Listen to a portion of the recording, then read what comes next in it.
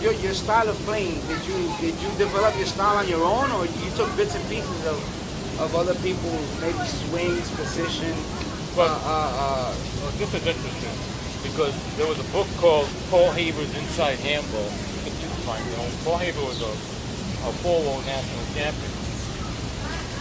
I laugh because I like Paul because Paul, when you were the 4-0 national champion, and you were like a nice guy, you were a gentleman.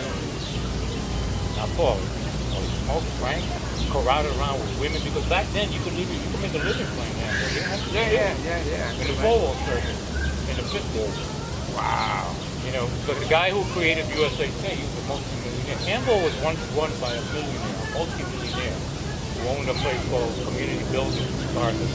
He got all the best players from all over the United States from work for him. And he formed the USA State. And then he ran the tournament. He loved handball. First handball tournament was over $100,000. Wow. So if it wasn't the handlers, they never would have been a USA State. The AAU used to run handball. But they didn't give, if the AAU ran handball, there was no money. It was the amateur athletic union, right? Yeah. They run the Olympics and all amateur sports. So he fought with them to take over. And the AAU said, yeah, go ahead, take handball. So the AAU didn't really give him shit. So when he did, he started putting big money into handball. That's why they have the Pro Tour. That's why it's still around today. That's why the USA State, they changed the rules of the AAU to the USA State. They are the governing, they are the only official. Forget about all these other organizations. They don't mean shit. Sorry about this, guys. USA State is the only governing body handball. Their rules are it. Period. They've been organized since 1954. That's how long they've been around. They ran the paintball tournament. Had their own magazine. Right. They had USA State magazine. It was called H magazine. Right? And the rules never changed. That was it. They ran the Spalding tournament back in the 1960s. They ran the small ball tournament. And, after the AAU. And then they ran the 4-wall, the 3-wall national tournament. They ran everything.